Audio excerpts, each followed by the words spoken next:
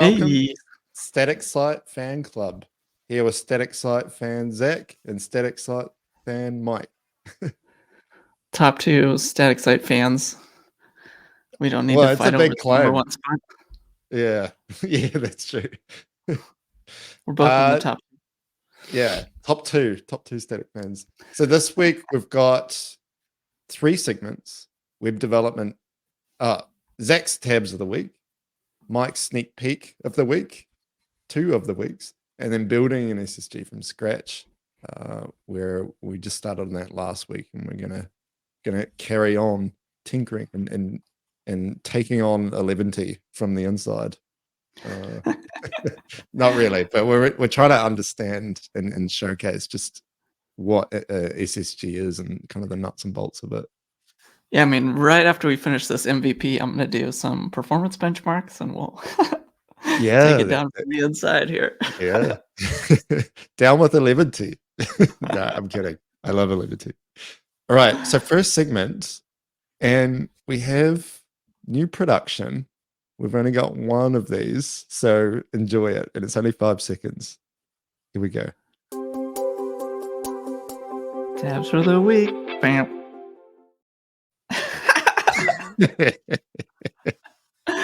You had the sound clip from last week. That is incredible. I had to have the sound clip. Tabs of the week. Bam. All right, so we get into I feel like that might be rooted in a show I watch with my kids. But anyway, I don't know if you've seen Sarah and Duck, but yeah. No. Sarah and Duck. Yeah, that's a good one. Anyway, to the screen sharing portion of the segment. Here we go.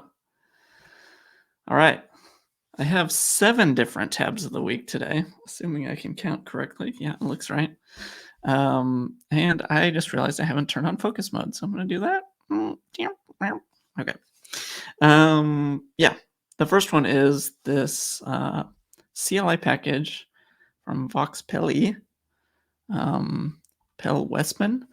It's called node installed check, and it basically is a command that you can run, an npx script or an npm script you can run to check the versions of Node that you need for your project, and to help you sort of scope it down to the correct version of Node that you need based on the dependencies of the project that you're using. So if one of your downstream dependencies is like Node 20 plus, you can run this command and it will sort of let you know what your downstream Node expectations are.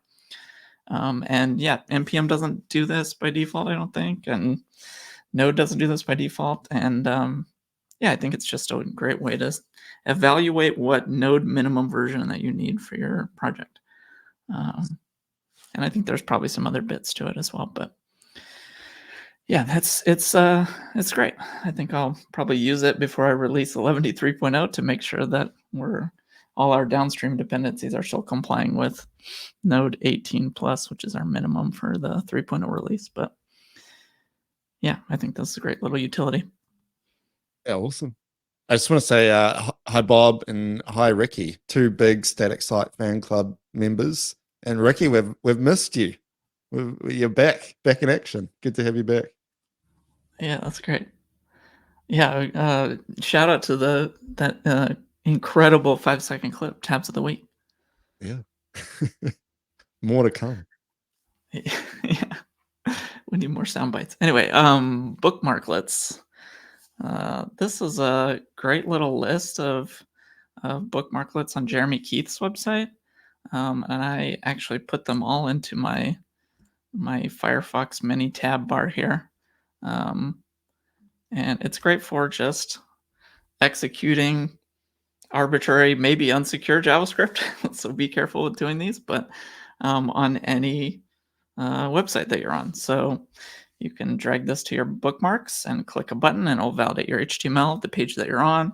You can do page speed, which executes a page speed insights performance report on the current page.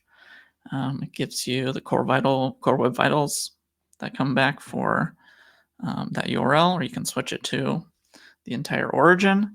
And then it does run a Lighthouse report down here at the bottom on demand, which is, yeah, very useful. And there's a bunch of them here. There's an accessibility evaluation tool. There's an SSL report, security headers, carbon footprint. So yeah, I immediately put all of these bookmarklets into my bookmarks toolbar, and I think they'll be useful moving forward. The next one is from Ryan Mulligan, another one from Ryan. They had this incredible demo that uses CSS only, a CSS only scroll driven animation to control whether or not the arrows are displayed on this little carousel here. So you can kind of see the browser window resizing in this animation, but when the content doesn't overflow the container, the arrows are hidden because they're not necessary. And this is a CSS only technique. And then when the container scrolls, then the arrows are visible. And yeah, I think that is super great. You can see it in action on CodePen here too. How does it work? It uses the new scroll driven animations API. And I do not know. I have not sort of dived into that yet, so I don't know how it works. But you can click through to this link here that says scroll-driven animations can detect if an element can scroll or not. So this is the little, I believe, snippet that that describes that. This is kind of a newer thing. It's not available in Firefox yet, but it works in Chrome. That's why you could see I switched browsers to demo that one. But yeah, I honestly do not know yet. There's a can scroll custom property set here. There's a background if can't scroll, background if can scroll. It's Ricky. Oh, there's a scroll helper function. Yeah, that's kind of incredible. So it triggers an animation if the container is scrollable. And it transitions this custom property from, or it defines the custom property. Yeah, that's wild. I love the idea of being able to detect in CSS if something is scrollable or not. And I think kind of before in my system properties, I always have the scroll bars sort of set to obtrusive mode so that I can see CSS rendering bugs. I always have my scroll bars take up space, not the ones that sort of only display when you're scrolling a page. And I think that is important, especially if not primarily for the reason that when your page progressively renders, sometimes the scroll bar will come in later. Like if you don't have a scroll bar on your page and then more content renders on the page to cause a scroll bar, that causes a reflow for your entire page. Because now the scroll bar is taking up space that it wasn't taking up before. So yeah, I think it's a more defensive way to have your browser set, and it helps you detect more issues in a wider variety of user agents when you have your scroll bar set to obtrusive mode. I think we've discussed that in previous weeks too. But yeah, this is wild. CSS is just getting more and more powerful every day, replacing more and more JavaScript every day, which is amazing. I love it. The next one gets into sort of more frameworky land. There is a framework that is called Enhance, and they are out of the static site realm. But I think they're sort of doing runtime. It's a runtime framework, so things are rendered on request every time. But independent of that, they have this new sort of server-side rendering for web components, and it's cross backend language too, using WASM, which I think is very interesting, and it's definitely worth a look. I think Enhance is kind of in the same space as WebC 411D, There's a lot of overlap between the two, and hence really tries to deal with the server-side rendering story for web components and in the same way that WebC does. And yeah, this is a neat addition that they've created to let those custom elements and web components render in any backend language as well. So if you don't use Node as full stack, or if you don't use JavaScript as full stack, excuse me, this unlocks a lot of different sort of hosting opportunities for you. And I think it's worth shouting out, even though this is sort of outside of the static sites realm. Anything that is helping web components, I think, is a good thing to celebrate. What does SSR mean in that context? Like, because it's such a, I feel like it's such an ambiguous word now. Because originally it meant, Yeah. at least the first time I heard it, is that you pre-render these, like you would pre-render a web component on the back end and then it would be static. But I Yeah. guess like in that context, it's that you're rendering it dynamically, but it's delivering it statically. Yeah, I have a blog post that answers this exact Oh. question. There we go. Conveniently. Yeah, so there, server-side rendering is an overloaded term. And in this blog post, it kind of describes that there are two different camps of people that are using it in different ways. So if you're dealing with client-side component frameworks, JavaScript component frameworks like Vue.js, Preact, Svelte, Lit, Solid.js, you'll hear server-side rendering as a way to generate HTML of a component. And that is much different than how application frameworks define it, which is Next.js, Gatsby, Remix, Astro, SvelteKit. And I have links to all of these different docs showing the different definitions. So when you get into application framework land, a lot of those folks define server-side rendering as on-request rendering, which is sort of the opposite of static-side rendering, right? Or build-time rendering. You go to a page, and the server generates the HTML for you on request. And so those two things are very different, but both of those camps are using the same words to define them. And yeah, I think it's probably worth reading that blog post if you also agree that that's confusing. Look at Ricky's comment. I was like, what's this acronym? SSFC.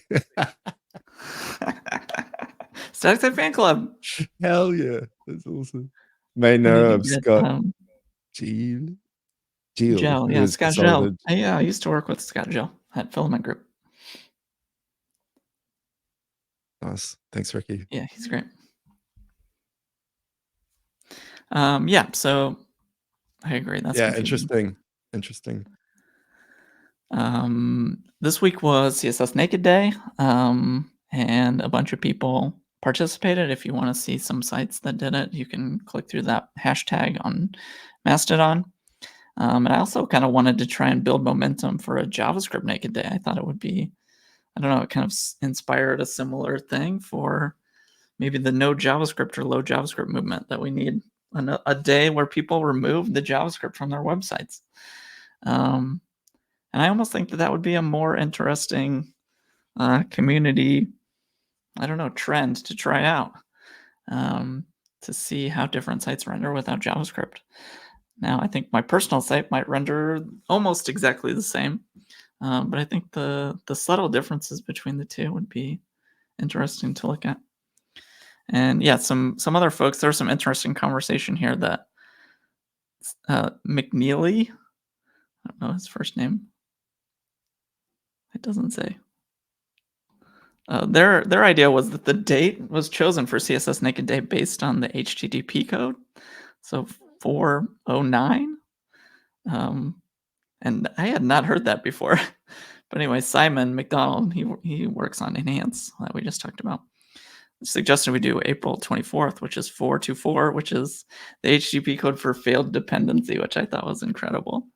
So yeah, I think we'll maybe see some more movement on this moving forward. I would love to see April 24th be because that even gives us the perfect amount of time to build some momentum around it too. A JavaScript naked day on April 24th. I would love to see it. And then this was sort of linked up.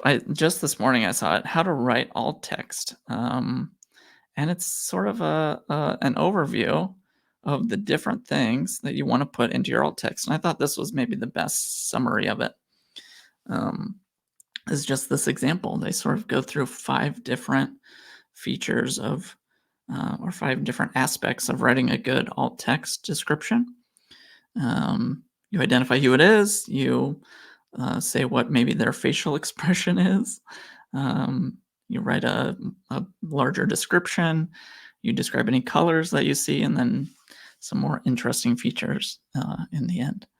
So yeah, I thought it was a good way to at least set some rules around writing good alt text, because I think that folks just saying write good alt text isn't quite good enough, especially if folks haven't seen good examples of good alt text before. So anytime we can establish some more documentation about how to do this well, I think it's a good thing. And then lastly, folding the DOM. Josh Comeau always has incredible demos and articles on their site, and they go through a tutorial of how to create this animation. And I'm dragging it manually on the side, but how to create a folded picture. And it's just 2 images that use CSS to change the perspective on each of those and fold them into each other, which I thought was really cool. Anytime you get a blog post that has just a ton of interactive demos, I'm into it. Give me more of those. Yeah, because they're incredible. You can learn more about CSS transforms through all of these lovely demos. So yeah, Josh's work is amazing, and I'm sure everyone follows Josh because he's a very successful educator. Yeah, I think that's it for tabs of the week. Damn. Can we finish with the? No, you probably don't. Yeah. But we'll do it. We'll try it out. We'll see. We'll see what the fan base thinks. Experiment. Tabs for the week. Bam. Yeah, it worked. It worked for me. Nice. Okay. Now we're on to, let's just see what we call it. Mike's sneak peek of the week. Now I'll come up with something catchy. We'll see. Okay. So let me share my screen.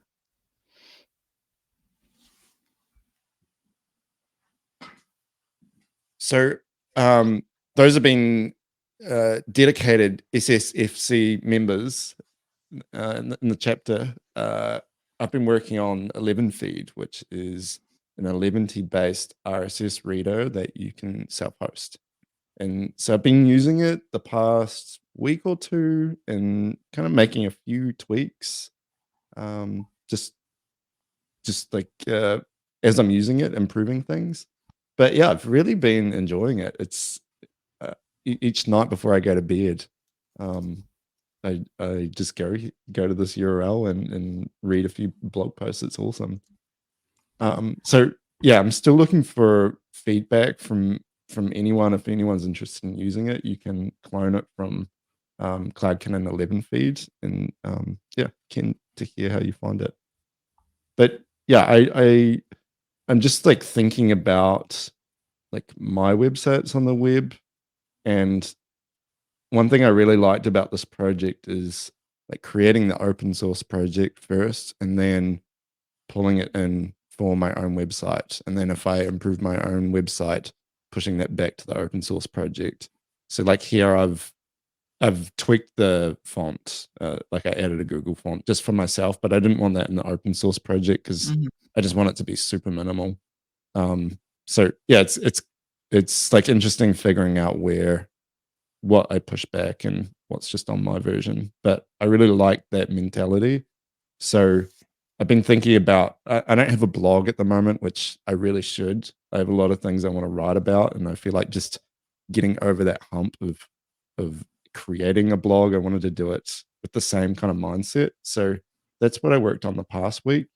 Very, Hey, very like similar style and much simpler.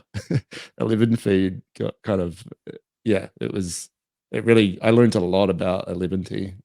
But yeah, doing a blog in 11T is super easy. Um, so it's pretty simple. It's just list the posts that paginated. It has an RSS feed. It has dark mode, and then I tried to come up with very interesting clickbaity content for the template. So let's go. I actually learned something. Let's how I eat oranges, and then this is like Chat GPT. I'm I wouldn't use Chat GPT to create content typically, but I think for a template where I for just want lorem kind of ipsum. yeah, that's kind of what I'm using it for here. And then yeah, I've got the like light YouTube plugin, so it's I'm just trying out like a few different kind of assets on here as well. Uh, Probably using some of the code that we had originally contributed back on the first stream that we Actually, did. yeah, we're like we're building momentum and It's evolving the full circle. space, one static site fan club stream at a time. Yeah, Uh, I love it. so if anyone's interested in this, yeah, I just published it yesterday, and I'll be working on adapting it for my own blog and then start writing blog posts. Which yeah, that's that's my sneak peek of the week. Yeah, that's awesome. We should get it listed on 11D's starter project list. Yeah, yeah, that'd be cool. Yeah, I'll maybe give me a week to, I think, like actually trying it out and using it. But I should be ready to launch it next week. I think out of Yeah, alpha. amazing. It can be one of the very first 3.0 starter projects. Yeah, I think it is. Did I pin it at 11 3.0? feed I was should. using 3.0, so I'm assuming that Yeah, you probably. I can't remember if I did. It's so simple. I should if I'm not already. Yeah, Yeah, that's cool. amazing. We Yeah, love I'm to see really. another blog in the space. Yeah, I feel like it's a rite of passage of getting into 11T is like it's a great way just to introduce yourself to 11T. Like just create a blog Yeah, I and feel what like happens with it. it's a very unique path that you took to create a reader before you created your Yeah, own. it's true. Took the Yeah, long way, but that's great. I've got a few other ideas of things I want to do on my like personal domain. So they're all pretty simple. So each week I'm planning to kind of introduce something like this. New feature of the week, Yeah. sneak peek of the week. Yeah, that's All awesome. right. And we'll work on that segment. We need more production here. So let's go on to the next segment, which is building an SSG from scratch. So last week Yep. we started where maybe we'll do a quick rundown of where we got to, but Zach literally just opened up an empty terminal and we started creating. Yeah, we did not get very far. I think we only had, like, 8 minutes or 10, something at the end yeah, of the that's the 8-minute whole SSG. episode. Yeah. So, yeah, I was, not quite productive enough to get a full SSG working, at the end of the episode last week, but here's where we got. We called it not 11D SSG. We have a very bare bones README that has one goal in it to be runtime agnostic. So it's not just a Node.js thing, and 11D is currently a Node.js thing, and I would like it to be more runtime agnostic. So working towards that goal. We want to use as much of the for free features as possible so that we can reduce the number of third-party dependencies that we have. Let's, I guess, write that one down. Minimize third-party dependencies. And yeah, I think maybe we'll probably end up sharing a lot of the same goals as 11D. Fast, minimal output, full control over, yeah, the output that comes out of it. So yeah, let's just keep going, I guess. We have sort of our package JSON, and we decided that we're going to go ESM first, and I think that's a good choice moving forward. 11D in our 3.0 era is finally making the jump to ESM. So yeah, I think it's a good default now. And we also got a just super bare bones command line version running. So you can run npx SSG, which is tied to the key here in our bin object inside of our package JSON, which points to our cla.js, and that runs this code, cla.js. And then we also created a glob function, and we'll probably work on that more today. But I think the next thing that we need to do is maybe create our main class that we're going to use for our project. And I would also like to get some testing going right out of the gate. I think that's one of the things that has helped 11D survive over the years is a very, very complete, robust set of tests and a very complete test suite. I think we have like 1,100 tests in the 11D project right now. And yeah, I don't think we would have sort of survived without those. So I think testing was very important. I think maybe What's your testing? Oh, sorry. I was going to ask, what's your testing strategy? yeah, I mean, I think it's maybe changed over the years a little bit. I went through a TDD phase for a while where I sort of started with the tests and wrote the code later, and I think that's okay. But I also think that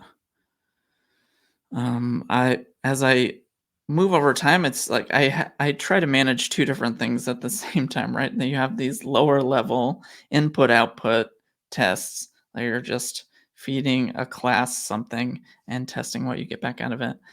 But you also need a very complete suite of integration tests. So in 11D, uh, I have all of these individual classes that do different things, like for the data cascade or for the uh, different kinds of data that get collected in 11D or template processing, what have you. And we really went in hard on uh, sort of lower level unit tests of those classes, which is hard to maintain. And I wish I had gone deeper into like top level testing the core 11D class, um, because that's really how people interact with the project. That's the main entrance point, right? People are using the command line to run this thing. They don't really care what all of these like lower level classes are doing behind the scenes. Um, and yeah, I think that over time I've invested more and more in more integration level tests of these individual features, and that has paid off in maintenance. Um, I did a huge refactor over the weekend of just how internal directories inside of 11D are managed and cleaned up a whole bunch of stuff, and it feels really good, but it also required me to edit just a ton of code inside of my tests. Like, it's one thing to write code to implement a feature, it's another thing to have to go back and write 20 times as much code to edit your tests. Yeah. And so, Yes. I was talking to Liam Bigelow yesterday. He's the guy who works on PageFind, works mhm, at Cloud Cannon, and he's working on um, a big project at the moment that works with a lot of. It's basically a static site generator abstraction layer, mhm, and the goal is that someone can just bring their like 11T sites or Hugo site or Jekyll site or anything onto Cloud Cannon, and it will just work with visual editing. You'll be able to edit something and it will just make that change live on the screen. And so that needs a lot of tests around it as well. So he's taken on he was showing me his testing approach, and it's all with, he was inspired by Loom. I think everything in Loom is snapshotted. Are you familiar with Mm, snapshot testing? mm, It was my first introduction to it, but basically it will like run the test, and for like a particular function or something, take that output, and it will save it as a file. And then whenever you run the test again, it's just checking, did the output match that file? And so mm, if it doesn't, you just, if it doesn't, then you can decide like, okay, is the new output good? Okay, I'll accept the new output, and it will just replace that. So it's he said it's just like a way of not being like bogged down with very heavy tests, and you can, everything is just snapshots, and it gets committed back to the repo, so you kind of have this state of truth. Yeah, I thought it was pretty, like, it really, I had never thought of testing like that. It was really interesting. So he's built this whole framework around doing that. hmm. Yeah, that's great. It'd be great to learn more about it. I think in 11D we've yeah, gone a couple of different ways because there's sort of two main ways to use 11D through the command line and running a command line script, and then also we have this programmatic API, so you can use 11D in your node scripts as well. So one of the things that I really try to do in my test suite is to not write files to the file system in order to make that Yeah. testing loop as fast as possible. And Mm. I really make a heavy use of the programmatic API on an 11D to do that. So you can run 11D as a node script, or you just create a new 11D instance, and then you can run 11D just as you would, and then you can get JSON output instead of file system output. And Interesting. that has I guess, paid dividends in a couple of ways. Not just as making the test loop quicker, but it's also how you can run 11D in a serverless bundle or in yeah, an edge that's what I was gonna function. say. Yeah, Um, interesting. and yeah, I think that that has been great for the project for sure. Yeah, Because just gives not you a everybody lot wants of to write flexibility. to the file system. Yeah, and I think that Mm. would be another great um, addition to this as well. There has been uh, one of the things in 11D right now is let me go to the issue tracker. There is one issue on the issue tracker, FSX, and I think that they changed the name of this dependency, but it's called Human FS now. Um, and this is a modern file system API for JavaScript. And I think we should probably look at using this for the not 11D SSG demo, just because this, or at least I would like to at least try to experiment with it, because this is a Node Deno uh, web whatever JavaScript independent implementation of anytime you're running file system commands. So file system writes, file system reads, um, directory operations. I think it's, yeah, this is great. So it works in a bunch of different environments, and then um, yeah, it works with Bun, and it might meet some of those same goals that we talked about.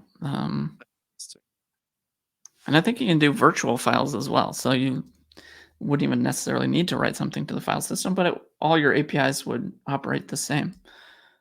As if you were writing to the file system. It just doesn't actually save it to disk. So yeah, I think this would be a great use. Let's maybe look at some of the APIs here. Read a file. Yeah, this is great. When Is files this don't synchronous? exist.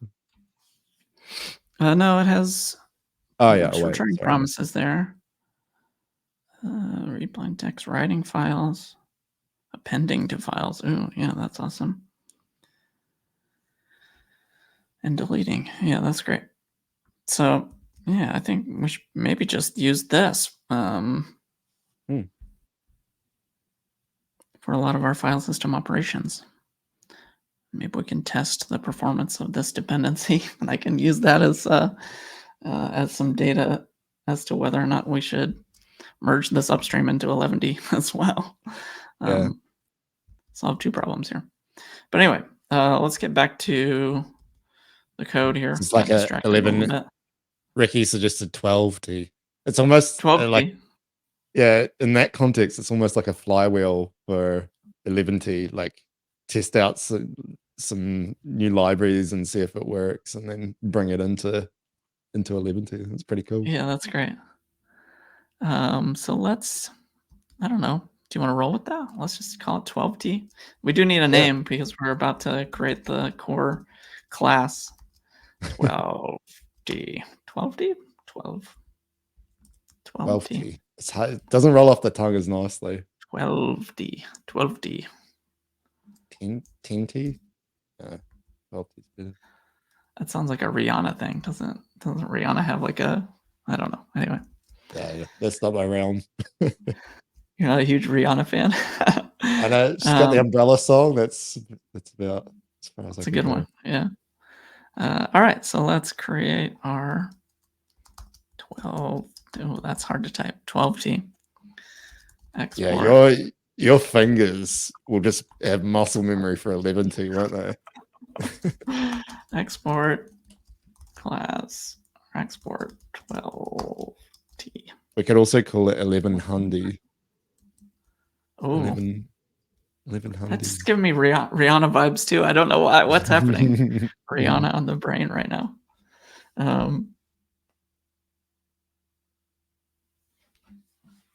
Well, let's just roll with this for now. Yeah. Another thing that I think that I'm starting to ease into is using named exports for everything instead of default exports. Just makes everything more explicit and allows you to grow a little bit better if I need to export other things here. Yeah, I do think it just makes the imports, your developer experience when you're importing this code much easier when you're just using named exports for everything. So yeah, I'll probably use that here. And now let's get a, let's see, what should we do next? Let's make our test folder so we can get our testing set up. And one of the things I'd like to use is node test runner.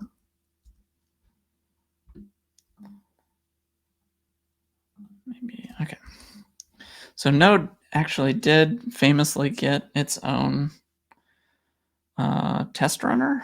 I wonder if there's a, I wonder if there's a better thing that we can use that's, this is where it gets sort of annoying that we have to think about multiple runtimes.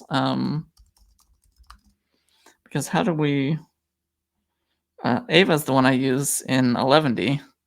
But if we sort of buy in first party to Node's test runner, then it becomes harder to run these tests in Bun or in some of these other JavaScript runtimes. We've got two competing values of use the platform versus what was the other one I was going to say? Reduce your dependencies. Versus, reduce dependencies. Yeah. I don't see any mention of Bun here. Let's go to the, I mean, it wouldn't be that bad to reuse the stuff I'm already familiar with, but it would also be good to know. I gotta post a Flight of the Conchords reference.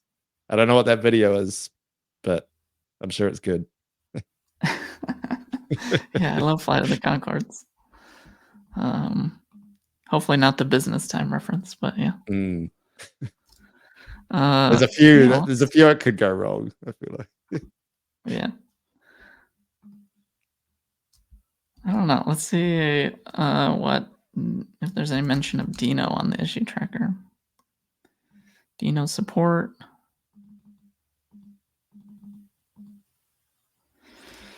I don't know. This is not looking good. All right, so this one doesn't seem like it works with some of these other runtimes anyway, so let's just roll with Node's test runner for now. And then we can add an abstraction layer later if we want to. Let's see if Dino has a test runner. Yeah, but that's more likely to be cross-platform, right? Dino.test. Mm. Yikes. We're gonna end up writing our own. Yeah. Oh no. I can feel the open source burden adding up. I feel like maybe the multiple runtimes, like, I feel like that's just gonna complicate what we're trying to show with building an SSG if we Yeah, have to have all that, this abstraction. I mean, that's very true, but we're gonna run into the same exact problem if our dependencies don't handle these things for us. And that's why it's Mm. nice that human FS supports different Yeah. runtime environments, but yeah, Bun has its own too. So, all right, let's just roll with one for now, and then we can think Yeah, I about reckon. abstracting it later. Um, all right, yeah, let's import it. In true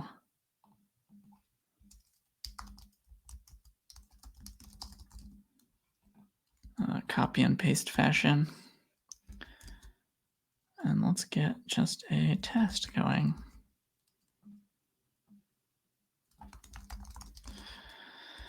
And then we'll import 12D.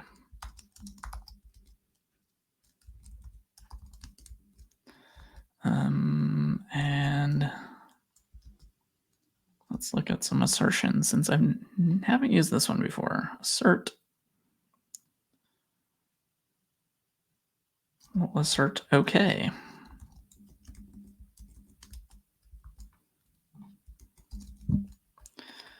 And now we need to figure out how to run it. The test runner needs to be run. There should be a command line. There we go. Node test.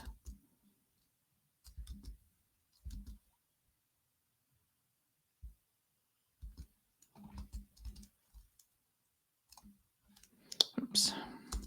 Import assert from node assert. There we go. It ran. Okay, great. We have a test. We're doing TDD live. How does Not the really 11T TDD. test suite take to run? Oh, I mean, Ava is kind of fancy in that it tries to manage the dependencies between the files that you edit and the tests that get run, but I the see. full suite probably runs in 6 to 8, I don't know, under 10 seconds. Oh, Um, nice. and yeah, that's mostly because there's only like 3 or 4 tests that write to the file system. That's the Mm, slowest bit. Um, yeah. yeah, and keeping the test focused, I think, also helps that. I think anytime a pull request comes in that changes the test, the tests that makes my changes existing tests, it really puts up some red flags for me because I try to never break backwards compatibility, and sometimes folks will try and sneak in a changed test into a PR, and I'm like, wait a minute, this is not right. All right, so let's go back to, we need to import this in our, I don't know why that doesn't add the Yeah, .js to the Ricky import part. Ricky has a good point. I don't think needing to Node to run the test suite is a to us. Practically everyone with Dino or Bun installed has Node installed. Like, yeah, I kind of agree with that. It's like, it's not the application. Yeah, that's a good point. That as long as our JavaScript is sort of runtime independent, and we aren't using any node specific features in the runtime code, that's fine. Yeah, Um, but it also gets into so we won't know yeah, if it can't run in Bun if we don't test it in Bun. Um, yeah. Interesting. so, but we can worry about this for now, and we can create an abstraction layer around our tests later. Um, So yeah, let's do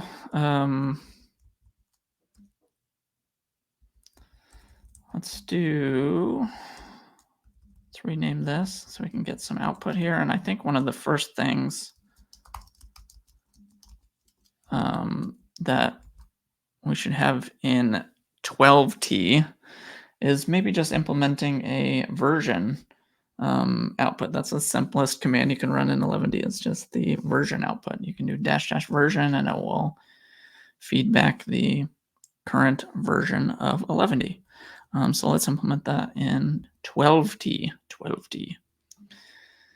So awkward to say. And then how we do it in 11D is we just have a static get version. And then it returns the package.json version. So we'll need to also import our package.json so we can process it. And I think we learned how to do that last time, maybe. We're going to create require from our, let's go to the node docs. The sort of awkward thing about ESM code is that in CommonJS, you were able to just require a JSON file. And you would get JSON out of it. And there was no extra ceremony that you had to do. But in ESM, you can't use require, or you have to create your own require, which you can do, and that's fine. And this is how you do it, these 2 lines. And so, yeah, we can use that to require our package JSON.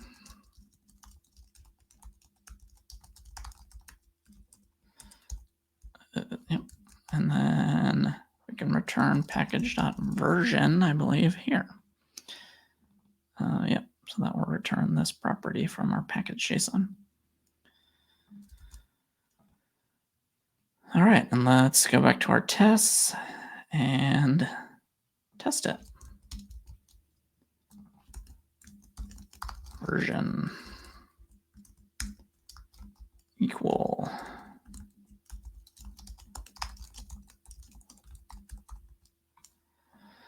All right, we have a working test. Let's hook it up to our CLI.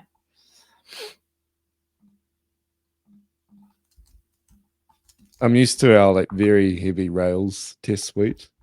That I think it used to take about 40-50 minutes to run, and then we parallelized it, and with like 12 CPUs it can take like somewhere between 5 and 10 minutes. Oh, that's great.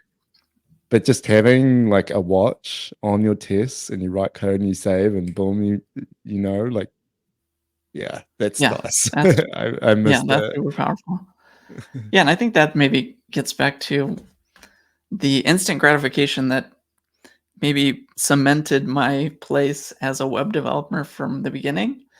I remember taking comp sci classes in college and being so disappointed at how you had to like wait for your code to compile. What's that about? I loved like just being able to edit HTML file and then look at it in the browser, and that was kind of it. So yeah, definitely in that camp. But to test out our command line here, yeah, we'll just run that on the command line, and we can write a command line test that would sort of create its own a new process that executes this command. But I don't know. Let's keep it simple for now, because I think this CLI. I want to keep this CLI file as lightweight as possible. So yeah, that's great. I feel like I wanted to change something, and now I can't remember where it was. 12T.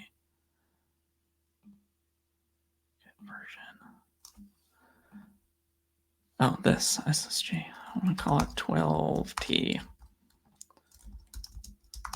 12T. All right, great. So let's get back to our tests.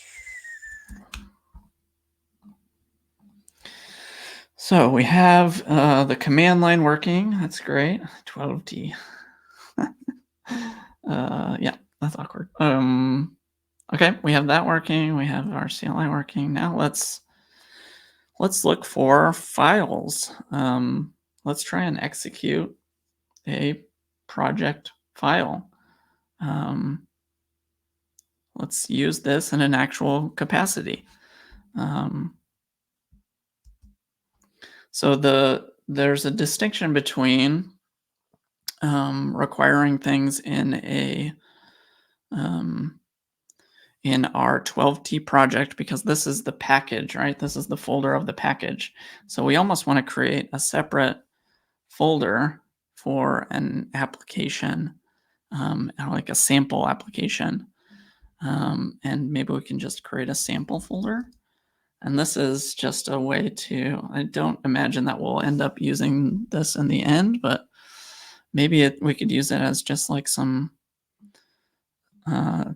test samples that we can run through as well. And you can kind of see in 11D, we have this giant sort of very unorganized stubs folder that has just a ton of different input projects for 11D. And every time a new issue comes in, I'll create a new folder with the MVP inside of that project just to create reusable tests for different issues moving forward. And yeah, maybe we'll just create a new sample and we'll make, I don't know, let's call it app.js. And then we'll export. Maybe, I don't know, what do we want our application structure to look like? Maybe we can just export. I know we said default doesn't the best thing, but I don't know. We don't have a name for this yet, so maybe we'll just do default. And this is what we do for 11D configuration files too. But this is an application file. This is a file that's going to render HTML, and maybe I'll put some boilerplate inside of there. And this is the very start of creating a brand new project in 11D. Maybe we'll delete some of this extra stuff. All right. So this is the start of a template in 11D. So let's try and process this template. Hey, we're in a 12T world. 12T.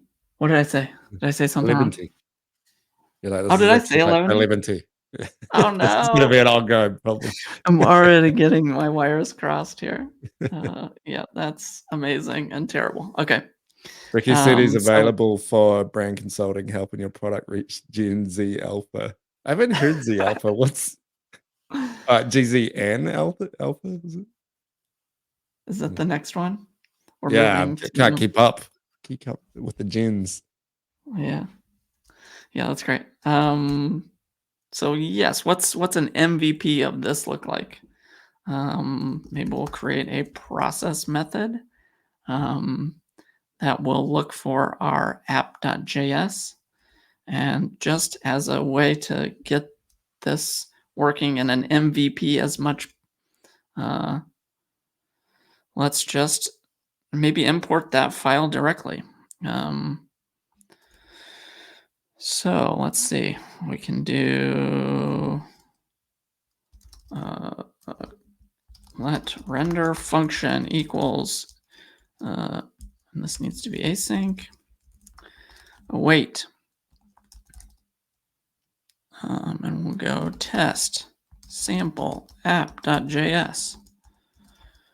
And then we'll maybe,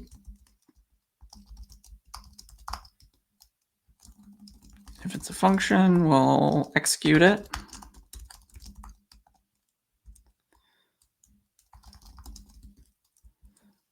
And if not, we will return it wholesale or as is. All right. And just to get this going, we'll say process.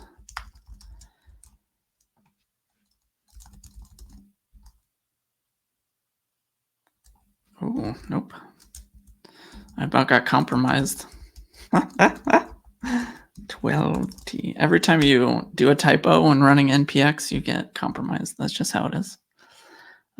Oops, I need to create a new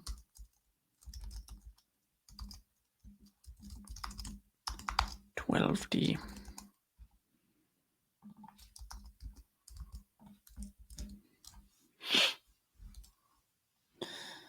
All right. Now, that didn't actually do what we wanted. It returned the exact thing. Oh, goodness gracious. All right. No one saw that. Yeah, for a convert object to a primitive value.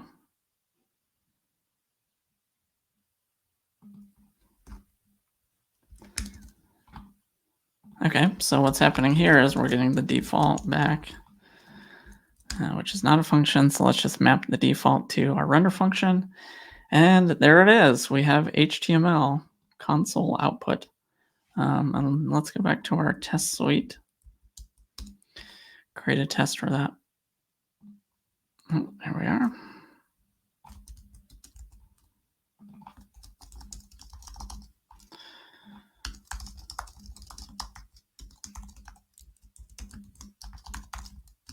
So it reads a hard-coded file and outputs it.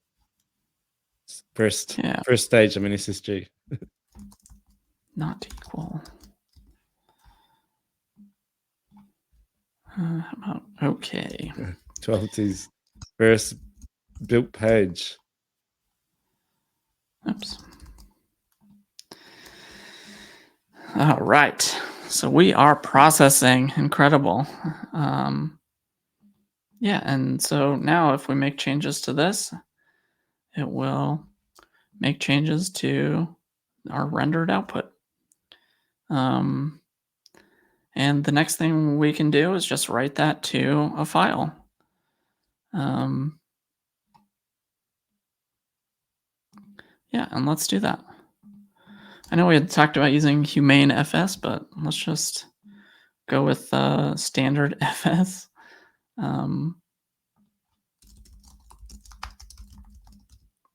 I feel like that'll be a good spot to end. We get our first like built site that we could paste onto a web server and it would work. Yeah. It just happens to be the exact input we gave it. Yeah. I mean, I think that's important when you're creating something, is to solve the smallest problem that you can and iterate towards something more. So what I'm doing right now is I'm refactoring this to actually get the templates so I can change those later. Maybe template paths would be a better template paths. And now we'll return an array of content files. And we can resolve all of those.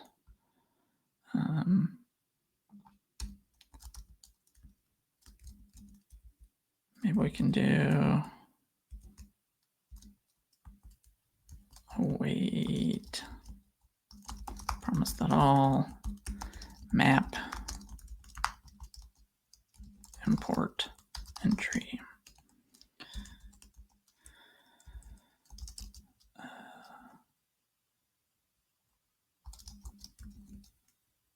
Functions. I don't know. I'm getting low on time, so my names are getting worse and worse. But do you deal with throttling at all on like something like promise.all? I'm sorry, what was the question? Like with promise.all, do you ever, I guess in 11T, do anything to throttle that? Like, because otherwise it would, like, let's say you have 1,000 promises, it will just try and execute them all at once rather than, okay, let's just execute 10 at a time and not like peg the file system or CPU at 100%. Yeah, I mean, we do have throttling at different levels. I don't think we do it at a promise.all level. We do have it built in on some of our dependencies for file reading and file writing. But again, the processing part of it is not the heaviest part. I mean, when you get into huge, gigantic projects that have a ton of files, it's still going to come back to the file system as being your bottleneck.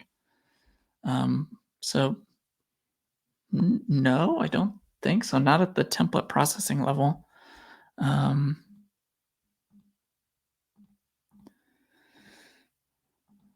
Yeah, I don't think so.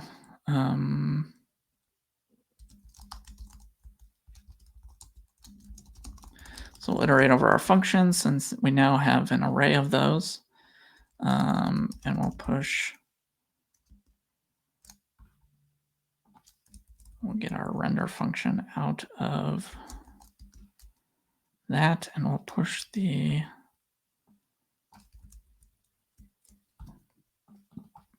returns of those instead of we're operating on an array, and then we'll join those back together.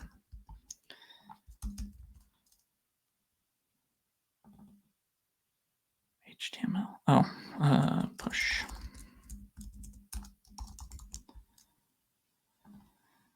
All right. So now we can pass in an array of paths here, and we'll eventually swap this out for a globber. And this one might be a good place to stop, and we'll do writing next time. But yeah, I think we made it pretty far. But yeah, there's still a lot more to do. We can do argument passing on the command line, so we can pass in different directories. We still have to do sort of input path mapping, so we can make sure that these paths are coming from our project input directory, and we know where to write them to output. And yeah, I think we can tackle that next time. Yeah, that was good progress. Really interesting. All right. Well, that concludes another Static Site Fan Club meetup.